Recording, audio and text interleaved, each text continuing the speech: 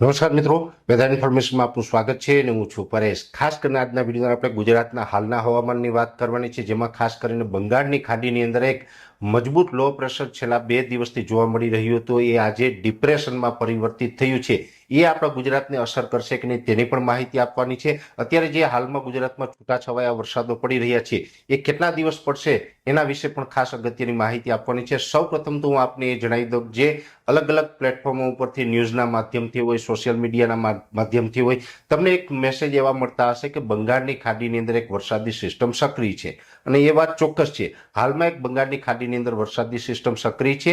2 દિવસથી એ low pressure હતી, એ પછી એ વેલમાર્ક લો પ્રેશરમાં પરિવર્તિત થઈ અને આજે 29 મે 2025ના રોજ એ સિસ્ટમ છે એ ડિપ્રેશન બની ચૂકી છે ને એ એક મજબૂત ડિપ્રેશનમાં પરિવર્તિત થઈ છે। જોકે એ ડિપ્રેશનની અસર ગુજરાત ઉપર કોઈ પ્રકારે પડે તેવી કોઈ શક્યતાઓ નથી। ચોક્કસથી વાત છે કે એ જે ડિપ્રેશન છે એ બંગાળની ખાડીમાંથી અત્યારે ઉત્તર તરફ આગળ વધી રહ્યું છે, એટલે એ ડિપ્રેશન છે આવતીકાલે બપોર સુધીમાં, એટલે કે 30 મે 2025ના રોજ બપોરે લગભગ 2 થી લઈને 3 વાગ્યા સુધીના સમયની અંદર પશ્ચિમ બંગાળ અને બાંગ્લાદેશ તરફ પહોંચે તેવી શક્યતાઓ છે। એટલે આવતીકાલે બપોરથી પશ્ચિમ બંગાળ અને બાંગ્લાદેશોની અંદર મુશળધાર વરસાદો જોવા મળે તેવી શક્યતાઓ છે। એક પ્રકારે ત્યાં તબાહી મચાવી દે એ પ્રકારના પણ દ્રશ્યો ત્યાંથી આવતીકાલે અથવા તો પરમ દિવસે સવાર સુધીમાં આવી શકે છે। એટલે ત્યાં ધોધમાર વરસાદ પડવાની શક્યતાઓ છે। એટલે એ ડિપ્રેશન છે એ પશ્ચિમ બંગાળ અને બાંગ્લાદેશ તરફ જઈ રહ્યું છે, જેથી કરીને ગુજરાત ઉપર એ ડિપ્રેશનની કોઈ જ પ્રકારની અસર નહીં પડે, જેની દરેક મિત્રોએ નોંધ લેવાની। એટલે બંગાળની ખાડીનું જે ડિપ્રેશન છે એનાથી કોઈ મિત્રોએ ગભરાવાનું કે ડરવાનું નથી, એની કોઈ અસર છે એ ગુજરાત ઉપર ચોક્કસથી નથી પડવાની। હવે એક વાત ચોક્કસ છે કે ગુજરાતમાં પણ હાલમાં અલગ અલગ વિસ્તારોની અંદર છૂટાછવાયા વરસાદો છે એ નોંધાઈ રહ્યા છે। એના બે કારણ છે। પહેલું કારણ તો એ કે જે અરબ સાગરની અંદર થોડા દિવસ પહેલા લો પ્રેશર હતું, જે નૈઋત્યના ચોમાસાને ખેંચી અને મહારાષ્ટ્ર સુધી લઈ આવ્યું છે, એ જે લો પ્રેશર હતું એ પછી ડિપ્રેશન બન્યું, એ જે અરબ સાગરની જે સિસ્ટમ હતી એ સિસ્ટમ અત્યારે ઘણી બધી નબળી પડી ગઈ છે। આમ તો લગભગ આવનારા 24 કલાકની અંદર સંપૂર્ણપણે એ સિસ્ટમ છે એ નિષ્ક્રિય પણ થઈ જશે, નષ્ટ થઈ જશે। પણ એ જે સિસ્ટમનો ભેજ હતો એ અસ્થિરતાએ દક્ષિણ ગુજરાત અને સૌરાષ્ટ્રના દક્ષિણ ભાગોની અંદર જે અસર કરી, અને એ અસરને કારણે સૌરાષ્ટ્ર અને દક્ષિણ ગુજરાતની અંદર મુશળધાર વરસાદો પણ જોવા મળ્યા। એને કારણે ગુજરાતના ખેડૂતોને અનેક પ્રકારનું નુકસાન પણ થયું છે। પણ ખાસ હવે એ સિસ્ટમની અસર અત્યારે આપણે નથી, પણ એ સિસ્ટમને કારણે 850 એચપીએ લેવલે અમુક ભેજ આપણે રહી ગયેલો છે। એ ભેજને કારણે દક્ષિણ સૌરાષ્ટ્ર અને દક્ષિણ ગુજરાતના ભાગોની અંદર વરસાદો હજી પડી રહ્યા છે, અને એ છૂટાછવાયા ઝાપટા છે એ આવતીકાલે 30 તારીખના રોજ પણ દક્ષિણ ગુજરાત અને દક્ષિણ સૌરાષ્ટ્રના ભાગોની અંદર હજુ 30 તારીખ સાંજ સુધી આ ઝાપટા જોવા મળે તેવી શક્યતાઓ છે। એ પછી આપણે એ ઝાપટાઓમાંથી પણ મુક્તિ મળશે। પણ ચોક્કસથી વાત છે કે હજુ પણ એ સિસ્ટમના ભેજને કારણે ઝાપટાઓ છે આવતીકાલે પડી શકે છે। જોકે દક્ષિણ ગુજરાત અને દક્ષિણ સૌરાષ્ટ્રના ભાગોની અંદર આ જે અત્યાર સુધી જે વરસાદો પડ્યા એમાં હવે આજથી પણ ઘટાડો આવ્યો છે, અને આવતીકાલથી ઓર વધારે ઘટાડો આવે એટલે વરસાદની તીવ્રતામાં પણ ઘટાડો આવશે અને વરસાદના વિસ્તારોમાં પણ ઘટાડો આવશે। એટલે આવતીકાલથી દક્ષિણ સૌરાષ્ટ્ર અને દક્ષિણ ગુજરાતના ભાગોની અંદર એ વરસાદમાં પણ રાહત મળી શકે છે। એ સાથે મધ્ય ગુજરાત અને ઉત્તર ગુજરાતના ભાગોની અંદર જેવી રીતે પરમ દિવસે રાત્રે, ગઈકાલે અને આજે પણ અમુક વિસ્તારોની અંદર વરસાદ નોંધાયા છે, એ જે વરસાદો નોંધાયા છે એની અસર છે એ રાજસ્થાન ઉપર બનેલી વરસાદી અસ્થિરતા હતી એને કારણે છે। કેમ કે રાજસ્થાન ઉપર પણ એક અત્યારે અસ્થિરતા સક્રિય છે। એ અસ્થિરતા છે એ પૂર્વ ઉત્તર દિશા તરફ આગળ વધી રહી છે। એ પૂર્વ ઉત્તર દિશા તરફ જે આગળ વધી રહી છે એમાં વધારે ઝુકાવ એનો પૂર્વ દિશા તરફ છે।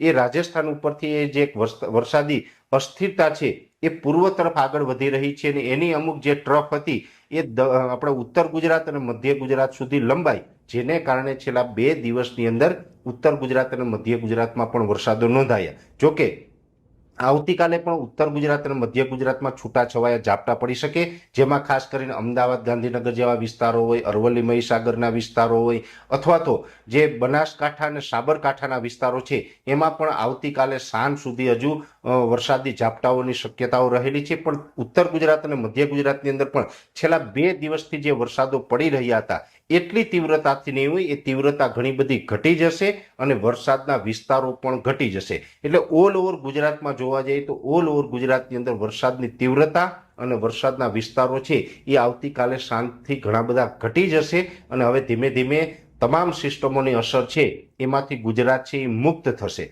એટલે ખાસ કરીને છેલ્લા 2 દિવસથી ન્યૂઝ મીડિયા અને જે કંઈ સોશિયલ મીડિયાની અંદર જે આ એક મેસેજ ફરી રહ્યો હતો, એમાં બંગાળની ખાડીની જે વાત હતી એનાથી ઘણા એક ડર ઊભો થયો હતો. એટલે ખાસ આ મેસેજ આપવો ખૂબ જરૂરી હતો. એટલે કોઈ મિત્રોએ ડરવાની કે ગભરાવાની જરૂર નથી. હવે વરસાદની તીવ્રતા અને વરસાદના વિસ્તારો બંનેની અંદર ઘટાડો પણ થશે અને જેવી રીતે આપણે ગઈકાલના વિડીયોની અંદર જણાવ્યું છે એ મુજબ આવનારા દિવસની અંદર હવે જે આપણે ગુજરાત ઉપર જે વાદળ છાયું વાતાવરણ છે એ વાતાવરણમાં પણ હવે બદલાવ આવશે ને ધીમે ધીમે વાદળો છે એ વિખાતા જશે ને વાતાવરણ છે ચોખ્ખું થશે. અત્યારે જે વાદળો છે એ મોટા ભાગના વિસ્તારોની અંદર હાઈ લેવલના વાદળો છે. એટલે કે 500 HPA લેવલે આ વાદળો અત્યારે દેખાઈ રહ્યા છે ને આ વાદળો છે એ હવે ધીમે ધીમે 1 થી 2 દિવસની અંદર વિખાઈ જાય અને ગુજરાતની અંદર ફરીથી તડકો નીકળે તેવી શક્યતાઓ છે. આમ તો મોટાભાગના વિસ્તારોની અંદર અત્યારે તડકા જેવો માહોલ હશે અને આવતીકાલે સાંજેથી વાદળો છે વધારે વિખાશે. એટલે પરમ દિવસે 31 મે થી